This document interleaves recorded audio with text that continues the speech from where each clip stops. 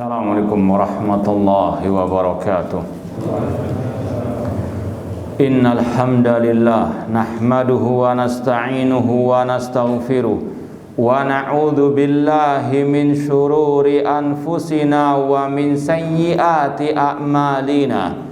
Man yahdihillahu fala mudhillalah wa man yudlil fala hadiyalah.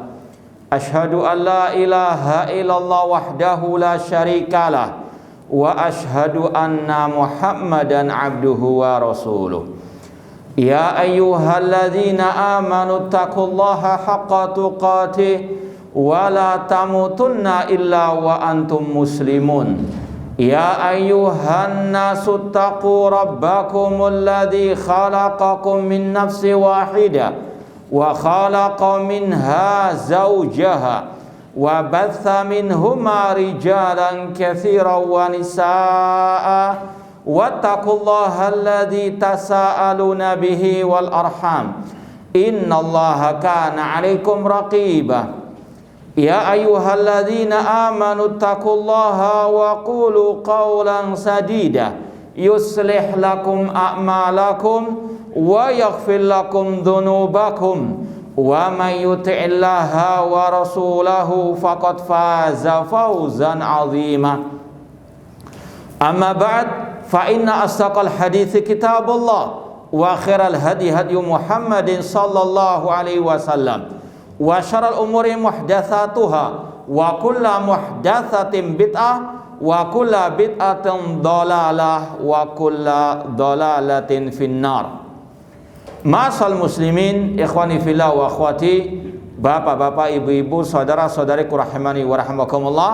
Alhamdulillah, segala puji bagi Allah Subhanahu wa taala yang mempertemukan kita kembali dalam kajian kitab Al-Ibana As-Sughra oleh Al-Imam Ibnu Battah Al-Ukbari rahimahullah taala. Semoga Allah Subhanahu wa taala memberikan kepada kita keistiqomahan di atas akidah salaf dan manhaj salaf sampai akhir hayat kita nanti. Kita sekarang sampai pada halaman 115. Halaman 115 poin ke-27. Fasal ini dan mungkin sampai 5 fasal setelahnya atau 5 fasal dengan ini berkaitan dengan keutamaan dan keistimewaan Nabi kita Muhammad sallallahu alaihi wasallam. Poin 27 sampai nanti 31 ini berkaitan dengan fadail wa khasaisin Nabi sallallahu alaihi wasallam. Keutamaan dan keistimewaan Nabi kita Muhammad sallallahu alaihi wasallam. Adapun poin 27 ini pernah kita sampaikan ketika menjawab pertanyaan yang berkaitan dengan qarin, ya, yang menemani manusia. Poinnya an-nabiyyu wal qarin. Poinnya berkaitan dengan nabi dan al-qarin. Imam Ibnu Battah Al-Ukbari rahimahullah membawakan hadis Rasulullah SAW.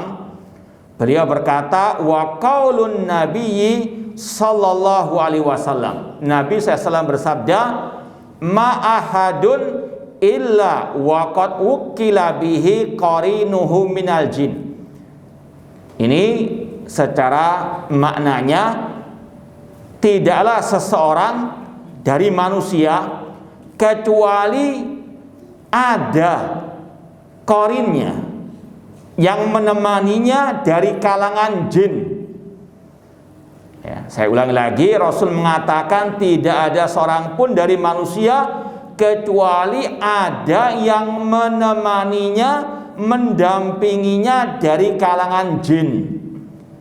Qalu, para sahabat bertanya, wa anta ya Rasulullah, bagaimana dengan dirimu wahai Rasulullah? Apakah ada jin yang menemani dirimu juga?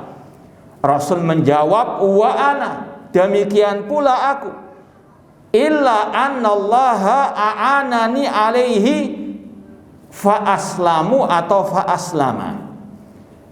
Demikian pula dengan diriku, ada jin yang menemani diriku, akan tetapi atau melainkan Allah menolongku, membantuku atas jin tersebut. Fa aslama. Ada dua bacaan kata para ulama di situ. Bisa dengan fathah atau dengan dhamma. Fa aslama. Kalau dengan fathah artinya sehingga jin itu masuk Islam. Fa aslama, masuk Islam. Kalau dibaca dengan apa? Fathah mimnya, fa aslama. Sehingga jin itu masuk Islam. Atau dengan dhamma, fa aslamu. Maksudnya sehingga aku selamat dari bisikan ataupun kejelekan, kejahatan jin tersebut. Dia tetap kafir, tapi dia tidak bisa mengganggu Rasulullah SAW. Kalau dengan bacaan apa? Dhamma, fa aslamu, mimnya di dhamma. Faham? Kemudian kata Rasul lagi, falaisa ya'muruni illa bi khairin. Sehingga jin tersebut tidaklah memerintahkan kepadaku, membisikkan kepadaku kecuali kebaikan.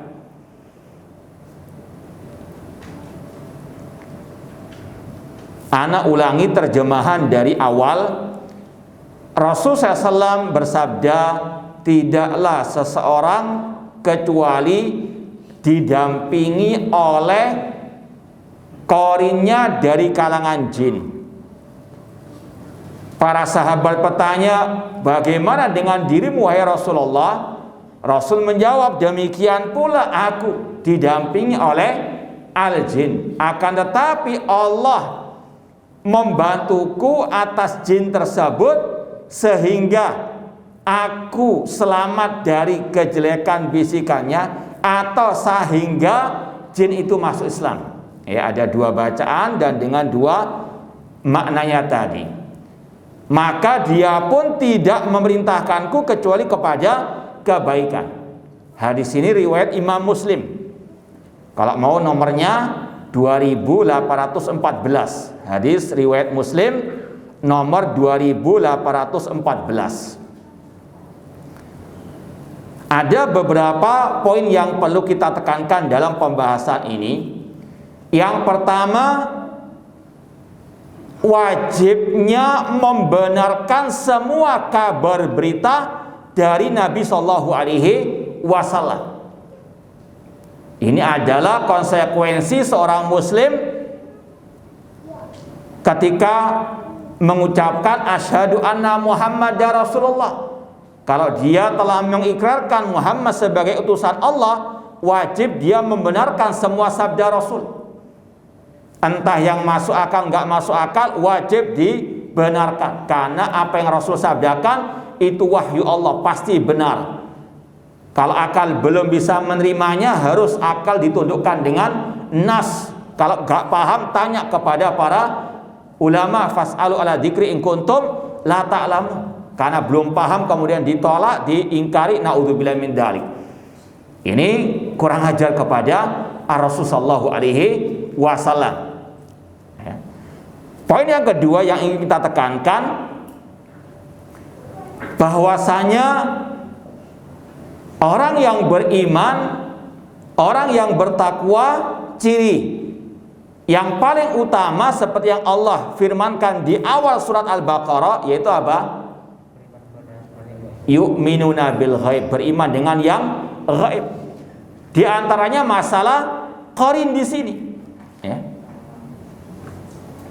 Kita tidak pernah melihat mungkin qarin kita. Ada yang pernah melihat? Atau secara umum, bisakah manusia melihat jin dalam bentuk aslinya?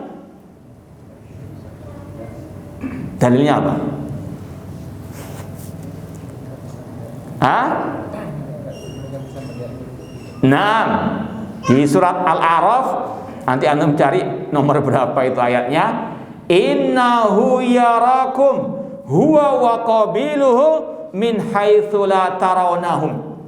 Sesungguhnya jin dan juga iblis itu serta kabilah-kabilahnya bisa melihat kalian, namun kalian tidak bisa melihat mereka. Innahu yarakum huwa wa qabiluhu min haitsu la tarawnahum. Tidak ada yang bisa melihat jin dalam bentuk aslinya. Ya. Dusta kalau ada yang mengklaim bisa melihat jin dalam bentuk aslinya. Ya. Dimasukkan di botol gitu kan. Dibohongi. Ya. Antum nggak tahu juga, dia juga nggak tahu. Ya. Di prank bisa juga ya. Nah, jadi intinya Allah yang menciptakan jin telah menyatakan manusia tidak bisa melihat jin dalam bentuk aslinya. Namun kalau sudah berubah menjadi bentuk yang lain, ini bisa dilihat sebagaimana dalam kisah Abu Hurairah radhiyallahu anhu ketika menjaga Baitul Mal, kedatangan seorang pencuri. Ditangkap, kemudian dia merengek-rengek untuk dilepas oleh Abu Hurairah. Kemudian Rasul dikabari pada pagi harinya, kata Rasul dia akan datang malam nanti. Betul, dia datang lagi, ditangkap lagi oleh Abu Hurairah. Mau dilaporkan kepada Rasul, dia merengek, dilepaskan oleh Abu Hurairah. Kata Rasul dia akan datang lagi. Sampai ke 3 kalinya ditangkap dan bersikeras Abu Hurairah akan menyerahkannya kepada Rasul. Namun pencuri itu mengatakan, aku akan mengajarimu sebuah ayat, kalau engkau membacanya sebelum tidur, engkau tidak akan diganggu oleh al-jin sampai pagi harinya. Yaitu dibacakan ayat kursi. Dan kata Rasul, shadaqaka wa huwa kadzub. Yang dia ajarkan dari ayat kursi sebelum tidur malam itu benar. Ya, termasuk sunnah Rasul membaca ayat kursi sebelum tidur agar tidak diganggu oleh al-jin. Ya, dan senantiasa akan dijaga oleh Allah sampai pagi harinya. Namun secara asal jin itu kadzub, dusta. Perangainya, sifatnya itu kadzub. Ya, makanya haram kata para ulama istilahnya bermuamalah ataupun berteman ataupun apalah namanya dengan apa? Al-jin. Bahkan dalam salah satu ayat surat Al-An'am dikatakan pada hari kiamat manusia yang istilahnya mengambil manfaat dari jin dalam muamalah urusan dunia khususnya, itu nanti pada hari kiamat akan menyesal, diadab oleh Allah Subhanahu wa ta'ala. Rabbana istamta'a ba'duna bi ba'din. Intinya sekali lagi, yang kedua yang perlu kita tekankan, orang beriman wajib mengimani yang gaib. Di antaranya tentang jin di sini secara umum, alamul jin, jin alam yang gaib. Secara asal tidak ada manusia yang bisa melihat jin dalam bentuk aslinya. Dan jin secara umum kehidupannya sama dengan manusia. Mereka makhluk yang Allah ciptakan dengan tujuan untuk beribadah kepada Allah. Wa ma khalaqtul jinna wal insa illa liya'budun. Dan tidaklah aku ciptakan jin dan manusia kecuali untuk beribadah kepada Aku. Mereka makhluk seperti kita, maka jangan takut dengan apa? Al-jin, gundurwo apa sebagainya. Ya, seperti yang kita sampaikan tadi, Allah dan Rasul memberikan banyak kepada kita kiat-kiat untuk terjaga, terlindungi dari gangguan al-jin. Di antaranya tadi membaca ayat kursi sebelum tidur, membaca ayat kursi pagi dan petang hari, yang Rasul mengatakan man qalaha hina yusbi ujira minal jin hatta yumsiya. Barang siapa membaca ayat kursi sekali saja pada pagi hari akan dilindungi dari gangguan jin sampai sore hari. Demikian pula wa man qalaha hina yumsi ujira minal jin hatta yusbiha. Barang siapa membaca ayat kursi sekali saja pada petang hari akan dilindungi dari gangguan jin sampai pagi harinya. Tidak perlu takut. Apalagi sampai naudzubillah min dalik, mempersembahkan ibadah kepada al-jin, membuat hal-hal yang berbau kesyirikan untuk al-jin, mempersembahkan ibadah, korban dan sebagainya kepada al-jin. Ini syirik kepada Allah Subhanahu wa taala. Qul inna salati wa nusuki wa mahyaya wa mamati lillahi rabbil alamin. Katakanlah sesungguhnya salatku, sesembelihanku, hidup dan matiku hanyalah untuk Allah Rabb semesta alam. Jangan seperti kaum musyrikin jahiliyah. Mereka istilahnya kalau melewati suatu tempat harus apa? Tunduk dulu kepada al-jin, mempersembahkan ibadah mereka kepada al-jin. Naudzubillahi min dzalik. Dalam surat Al-Jin Allah mengatakan innahu kana rijalun minal insi ya'udzuna birijalin minal jinni fazaduhum rahaqa. Dahulu ini Allah mengkisahkan tentang orang-orang musyrikin jahiliyah. Mereka manusia meminta perlindungan kepada al-jin, maka itu semakin menambah dosa kepada mereka.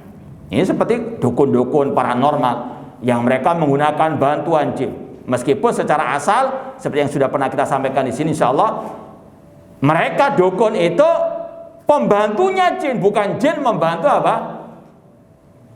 Dukun tersebut. Dukun yang menjadi budaknya jin tersebut. Ya. Meskipun ada hubungan timbal balik, jin membantu, namun dengan syarat dukun itu harus tunduk kepada jin tersebut dengan berbuat syirik kepada Allah Subhanahu wa taala.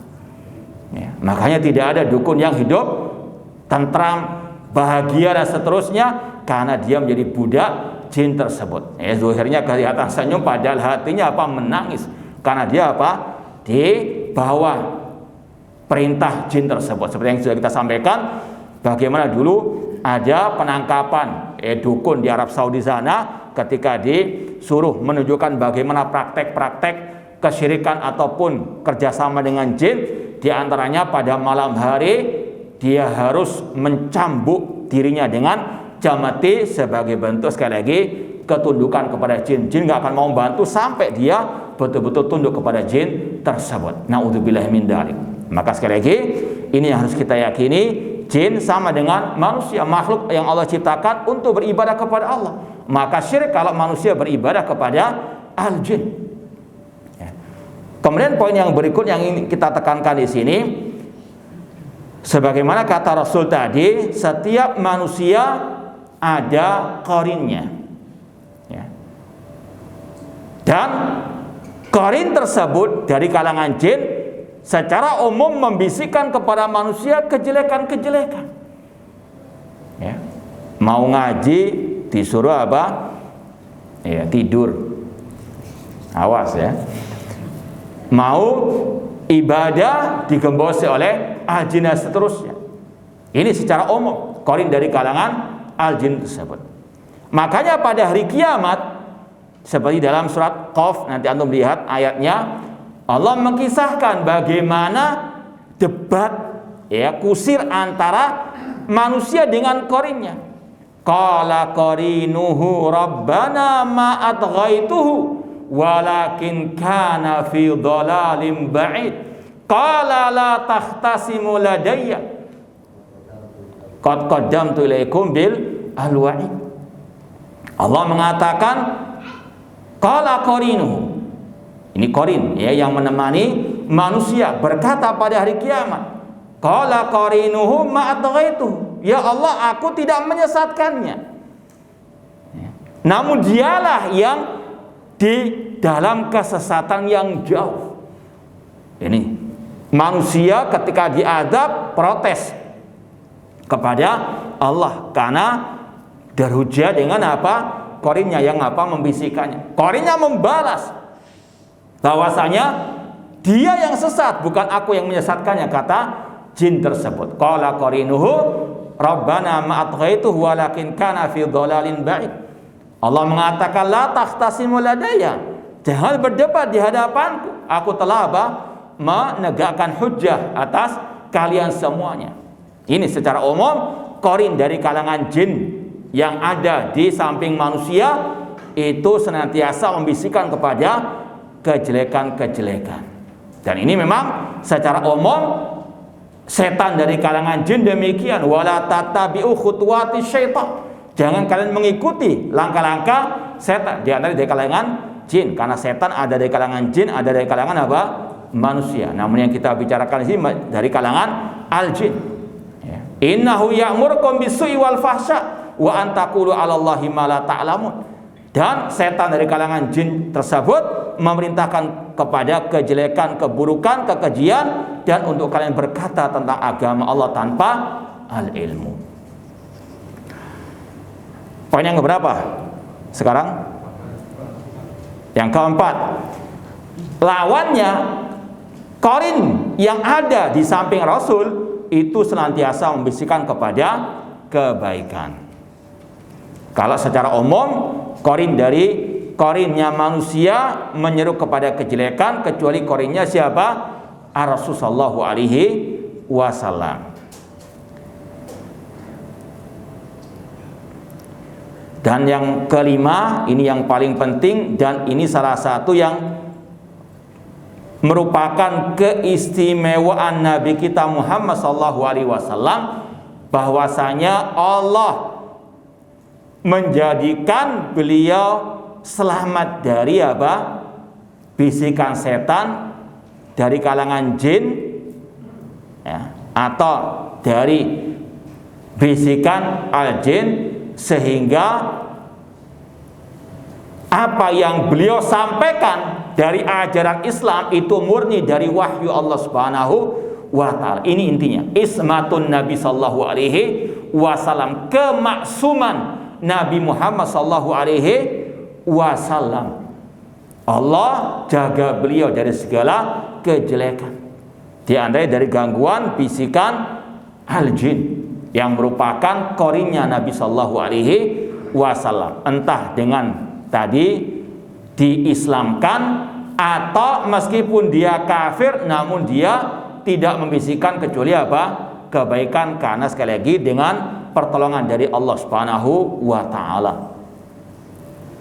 Karena memang al-jin sama dengan manusia, ada yang kafir, ada yang mukmin, ada yang ahlu sunnah, ahlul bidah, ada yang salafi, ada yang haroki. Secara umum demikian.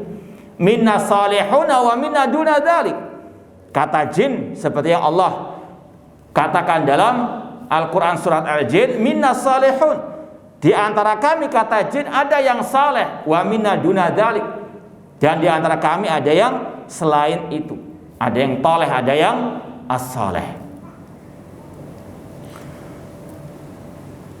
Baik, intinya sekali lagi, poin ke-27 ini, di antara keistimewaan Nabi SAW, Allah menjaga beliau dari bisikan qarin dari kalangan al-jin, ya, sehingga apa yang beliau sampaikan itu betul-betul al-haq, murni dari Allah Subhanahu wa ta'ala.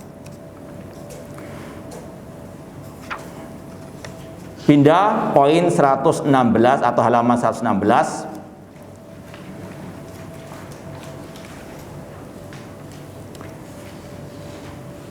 Poin 28, yaitu tentang ibtida'u khalqin nabiyyi sallallahu alaihi wasallam wa anwaru wiladatihi.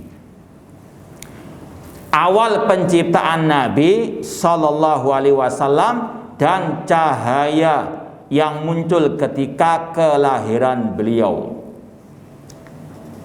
Kemudian dibawakan di sini, kalau dinisbatkan kepada Nabi yang 277 ini, kalau disampaikan ini sebagai hadis, ini tidak sahih sama sekali, yaitu ungkapan wa anna nabiyyana awwalul anbiya khalqan wa akhiruhum ba'tsan. Ya, kalau ada hadis yang berbunyi nabi kita itu awal nabi yang Allah ciptakan dan beliau yang terakhir diutus, kalau sekali lagi ini dijadikan sebagai hadis atau riwayat, ini tidak sahih sama sekali.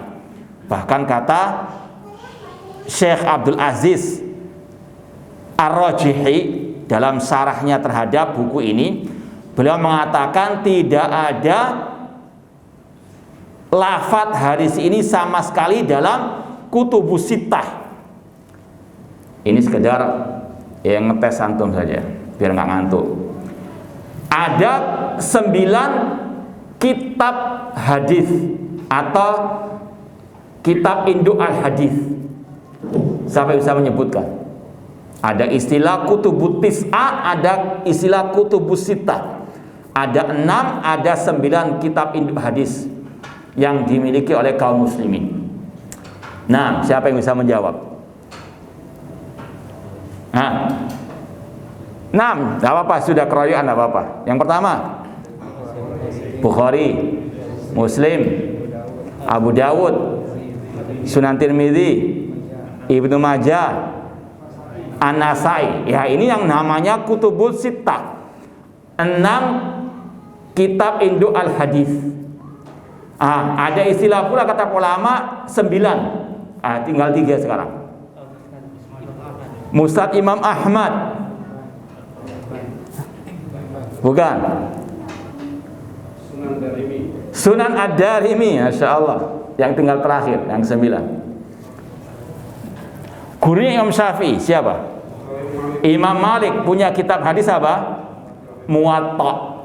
Saya ulangi lagi, Sahih Bukhari, Sahih Muslim, Sunan Abi Dawud, Sunan Tirmidzi, Ibnu Majah, An-Nasai. Ini yang disebut dengan kutubus sittah, 6 kitab induk hadis.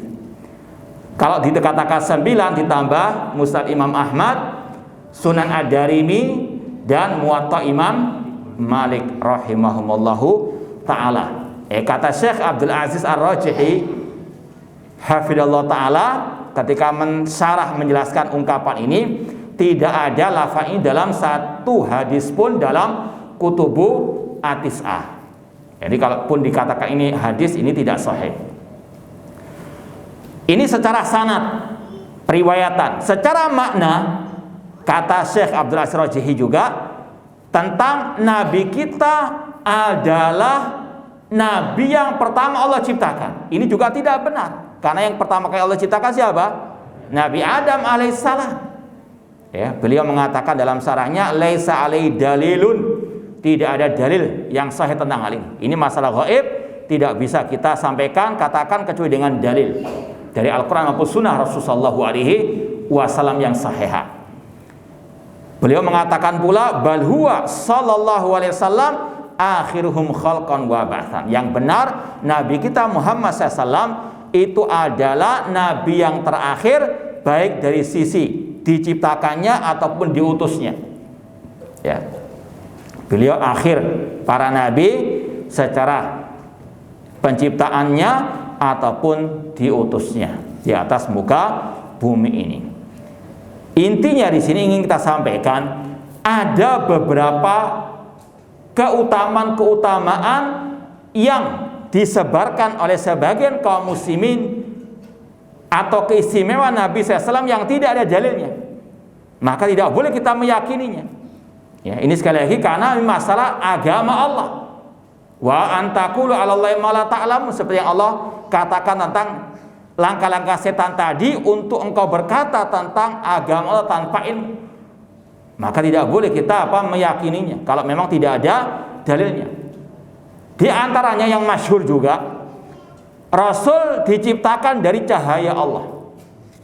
Ya. Bahkan ada riwayat yang mereka sebarkan, ada ungkapan Rasul kepada Jabir, inna awwala ma khalaqallahu nura nabika ya Jabir. Sesungguhnya yang Allah ciptakan pertama kali adalah cahaya Nabi wahai Jabir. Kemudian dari cahaya Nabi Muhammad diciptakan yang lainnya. Naudzubillah min dzalik, kata para ulama ahli hadis, ini hadisnya maudhu, palsu. Ya, Nabi Muhammad sama dengan manusia, diciptakan dari apa? Allah mengatakan dalam akhir surat Al-Kahfi, kul inna ma'ana basaran mislukum. Katakan wahai Nabi Muhammad SAW, aku manusia sebagaimana kalian. Diciptakan dari kedua orang tua beliau. Bukan langsung Allah ciptakan dari cahaya. Ini berlebih-lebihan kepada Nabi Muhammad SAW. Demikian pula ada yang disebarkan oleh sebagian orang tentang keistimewaan keutamaan Nabi yang tidak ada dasarnya, tidak ada dalilnya. Yaitu kalau Nabi berjalan tidak ada bayangannya. Ini juga kata ulama, mana dalilnya? Dan jangan meminteri Rasulullah SAW. Rasul nggak pernah mengatakan demikian. Kita yakini beliau manusia yang paling mulia, cuma jangan mengada-ada yang tidak pernah Rasul ajarkan. Meskipun niatnya baik menyanjung Nabi Muhammad, namun Nabi nggak mau disanjung yang berlebihan. La tutruni kam atati nasar Isa bin Maryam. Jangan kalian berlebihan dalam memujiku, menyanjungku sebagaimana orang-orang Nasara berlebihan dalam menyanjung Nabi Isa alaihi assalam. Nabi Muhammad sudah banyak keutamanya, keistimewaannya yang disebutkan dalam Al-Quran dan Sunnah Rasulullah sallallahu alaihi wasallam. Ya, yang disebut di sini cuma sebagian kecil saja. Contoh yang lain ya. Dalam Sahih Bukhari, Rasul mengatakan, utitu khamsan lam yutahunna nabiyan qabli.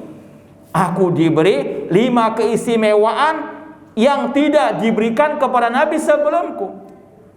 Siapa yang bisa menjawab? 5 keistimewaan Rasul SAW yang Rasul sebutkan. Yang sudah ada dalilnya saja nggak hafal. Kok nyari-nyari yang nggak ada dalilnya? Yang pertama apa? Kata Rasul SAW, nusirtu bi masirata syahri.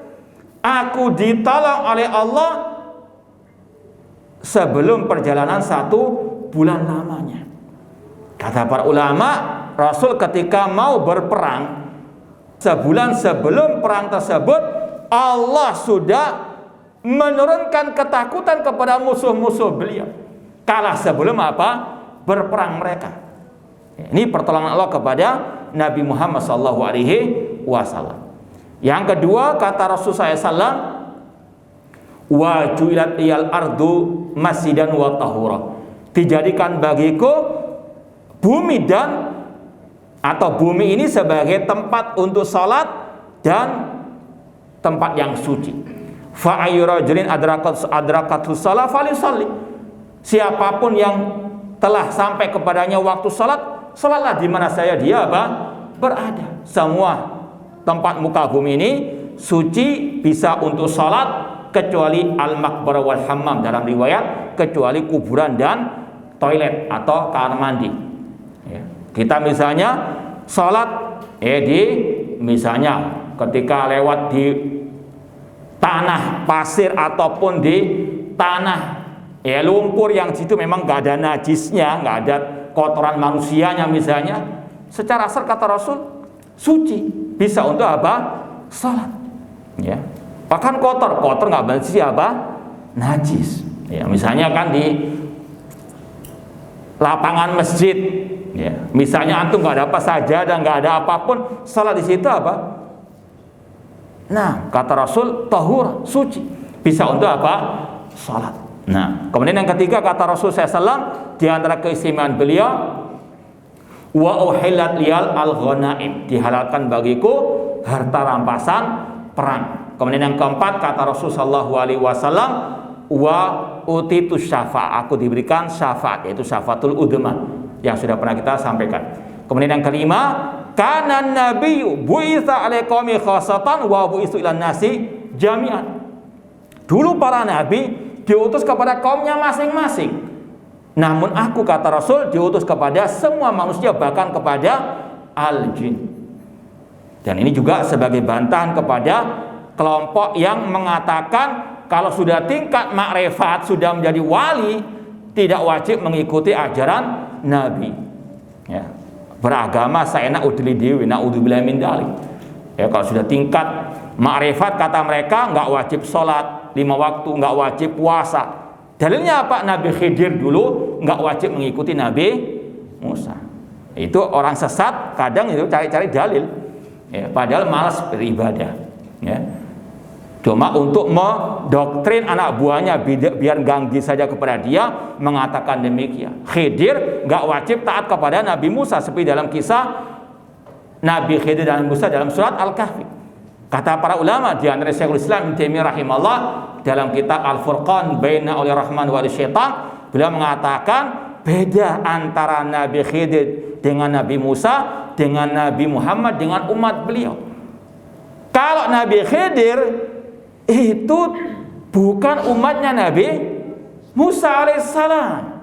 Seperti yang kita sampaikan tadi hadisnya, setiap nabi diutus kepada kaumnya masing-masing. Nabi Khidir bukan umat Nabi Musa alaihissalam, maka Nabi Khidir tidak wajib mengikuti siapa? Nabi Musa, berlainan dengan umat Nabi Muhammad. Entah yang sabuk putih sampai sabuk hitam, semuanya wajib apa?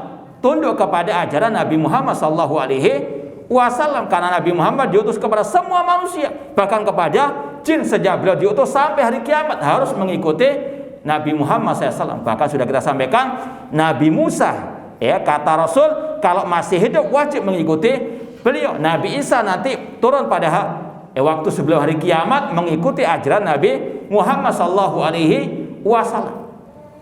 Ya, sekali lagi, ini keistimewaan Nabi Muhammad SAW diutus kepada semua manusia, bahkan kepada al-jin. Demikian pula keistimewaan Nabi Muhammad, beliau adalah manusia termulia di atas muka bumi ini. Ana sayyidu waladi Adam, aku adalah tuannya anak manusia. Manusia paling mulia Nabi kita Muhammad sallallahu alaihi wasallam. Meskipun demikian, tetap statusnya sebagai apa? Manusia, bukan sesembahan, bukan Tuhan. Beliau tidak memiliki kekhususan rububiyah, uluhiyah ataupun nama dan sifat Allah. Maka jangan apa berlebihan. Kita yakini Nabi Muhammad manusia termulia, iya, 1000% kita meyakini demikian. Tapi tetap statusnya sebagai apa? Basarun mislukum, agar apa? Tidak disembah, disejajarkan dengan Allah Subhanahu wa ta'ala. Bahkan ketika Rasul mendengar seorang sahabat mengatakan Masya Allah wa syi'ta, karena kehendak Allah dan karena kehendakmu. Hanya karena kata dan dalam redaksi ini Rasul marah. Rasul apa? Mengingkari. Aja'altani lillahi niddan, apakah engkau mau menjadikan diriku tandingan bagi Allah? Kata para ulama dalam redaksi ini, karena kehendak Allah dan karena kehendakmu ya Muhammad. Rasul marah, nggak terima. Karena apa? Itu bentuk menyekutukan Allah Subhanahu wa taala, meskipun dalam kategori syirik kecil, karena hanya ucapan di lisan, kata-kata dan. Karena kata dan itu ada unsur menyamakan, ya, ada unsur menyamakan. Makanya kalau mau mengatakan yang semisal dengan redaksi itu, ganti redaksinya dengan kemudian. Karena Allah, kemudian karena dokter saya sembuh. Boleh. Karena kemudian itu ada apa? Jarak masyiah. Kalau kata-kata misalnya karena Allah dan karena dokter saya sembuh, ini sekali lagi ada unsur apa? Menyekutukan Allah dengan manusia atau selain Allah Subhanahu wa taala. Ini Rasul teliti sekali. Ya, ada unsur apa? Kesyirikan di situ. Nah, sekali lagi, kalau itu saja Rasul tegur, apalagi sampai mengatakan Nabi Muhammad itu yang memiliki dunia dan seisinya. Nabi Muhammad bisa menghilangkan kesusahan, Nabi Muhammad bisa menyembuhkan penyakit. Ini syirik akbar, naudzubillah min dzalik. Nabi Ibrahim alaihissalam mengatakan fa idza maritu fahuwa yashfi, apabila aku sakit Allah yang menyembuhkan. Demikian pula pernah Rasul mendengar ada seorang budak perempuan mengatakan wa fina nabiyyun ya'lamu ma fi ghadi, ada di antara kita nabi yang tahu yang gaib. Rasul marah, Rasul tegur, Rasul ingkari. Karena yang tahu yang gaib siapa? Allah Subhanahu wa taala.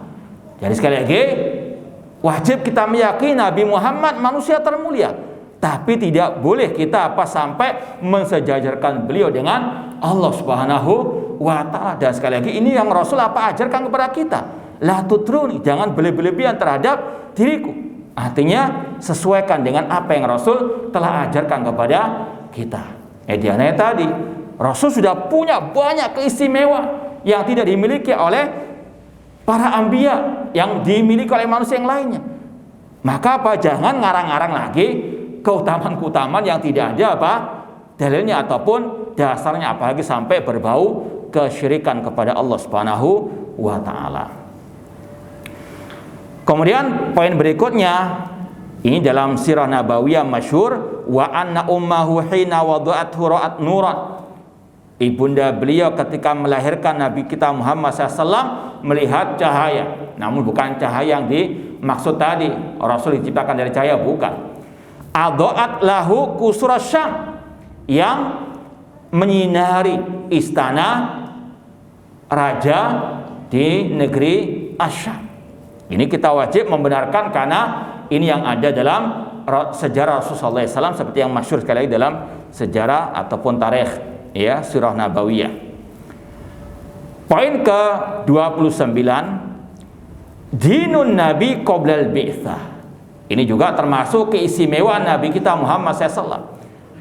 Wa man za'ama annahu kana ala dini qaumihi qabla an yub'ats faqad a'dhamal firyata ala Rasul sallallahu alaihi wasallam.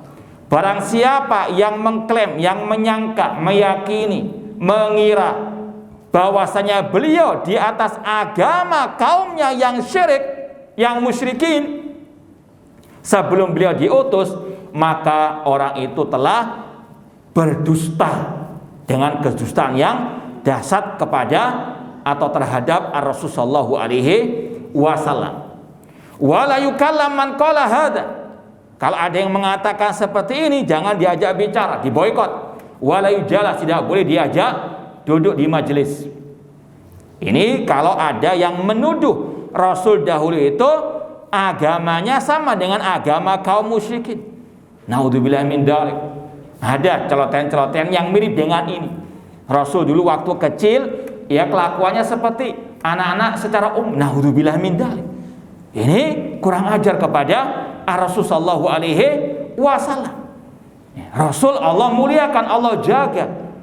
Di antaranya kata para ulama, tidak pernah beliau menyembah berhala sebagaimana kaumnya pada saat itu. Rasul dijaga dari akhlak-akhlak yang tercela.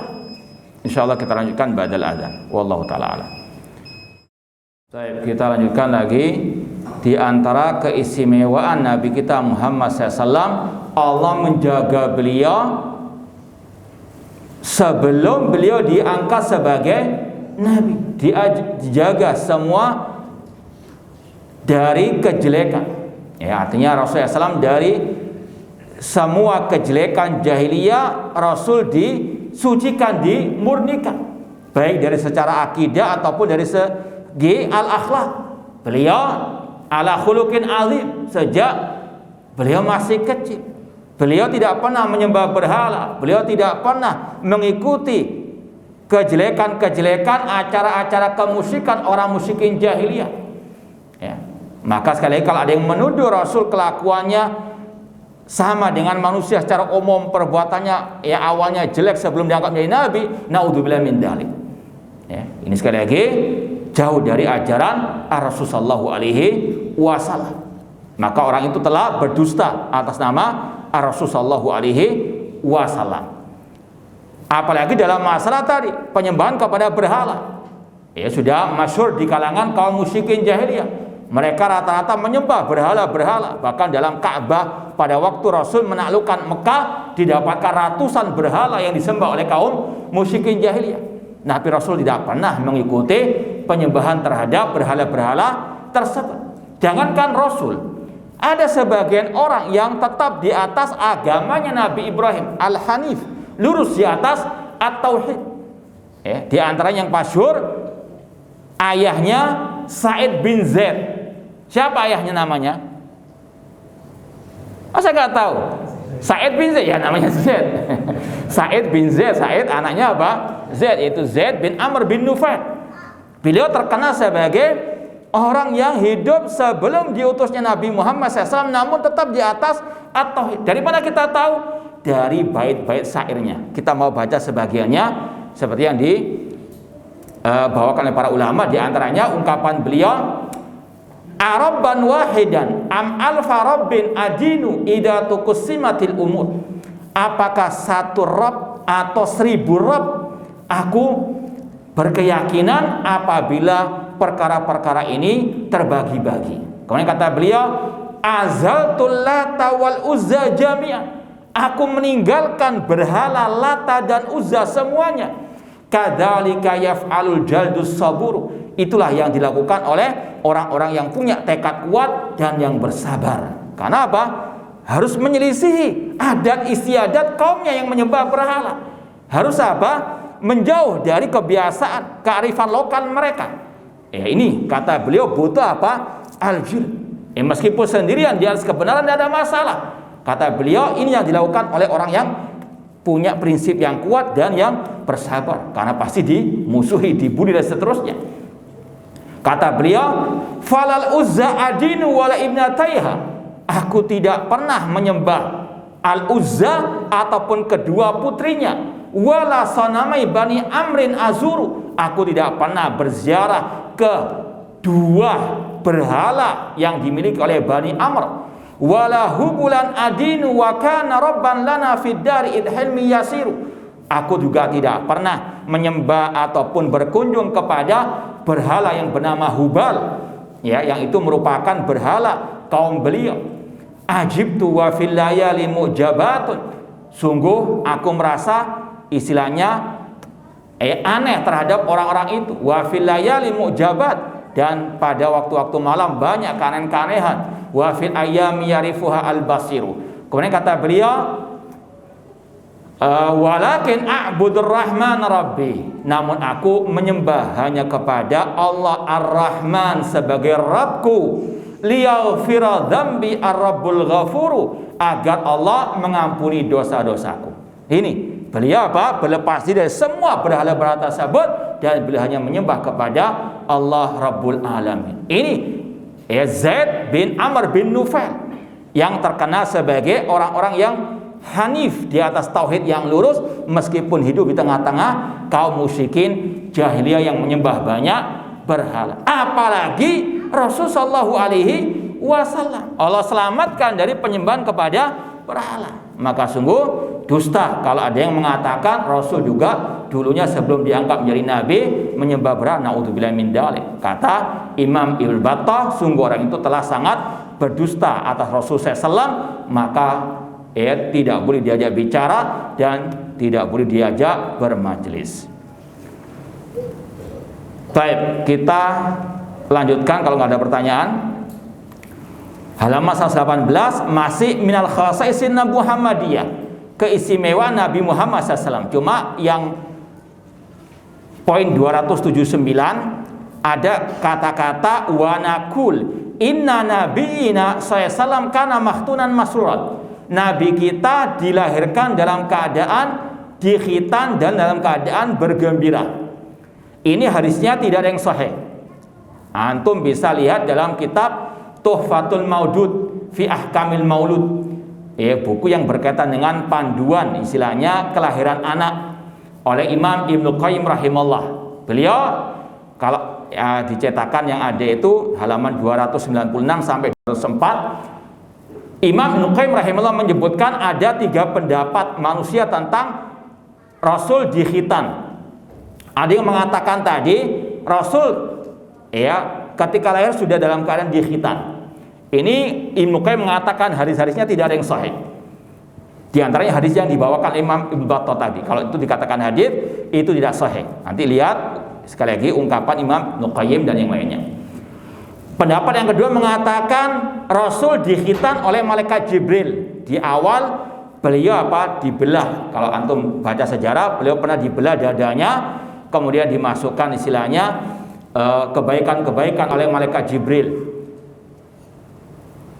Kata mereka, pendapat yang kedua mengatakan pada waktu itulah Rasul dikhitan oleh siapa? Malaikat Jibril. Cuma ini tidak sahih juga kata Imam Qayyim rahimahullah. Yang ketiga ini yang lebih benar, yaitu Nabi Muhammad SAW dikhitan oleh kakek beliau Abdul Muttalib pada hari ke-7 kelahiran Rasul sallallahu alaihi wasallam. Seperti kita istilahnya akikahan, ya. Itu yang kata Ibnu Qayyim yang lebih benar. Rasul dikhitan setelah 7 hari kelahiran beliau oleh kakek beliau Abdul Muttalib.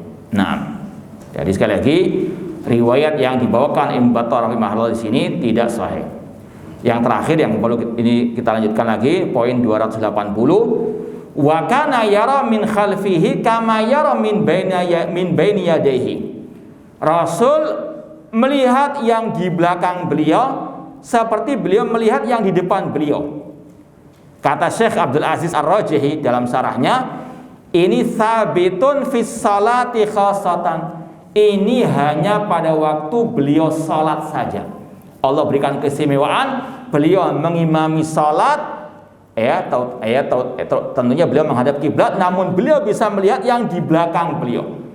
Bahkan beliau pernah menegur para sebagian sahabat yang di belakang beliau, padahal beliau menghadap apa? Ke depan. Ini ketika salah saja riwayatnya, tidak secara umum Rasul bisa melihat yang di belakang beliau. Bahkan kata Syekh Abdul Aziz Ar-Rajihi juga, ada riwayat pernah suatu saat di malam hari beliau berjalan, di belakangnya ada Abu Dzar. Rasul bertanya kepada sebagai sahabat, siapa yang di belakangku? Artinya apa? Beliau tidak tahu yang di belakang beliau kecuali pada waktu apa? Salat. Wallahu ta'alam. Aqulu qouli hada wa akhiru da'wana anil hamdi rabbil alamin. Wassalamualaikum warahmatullahi wabarakatuh.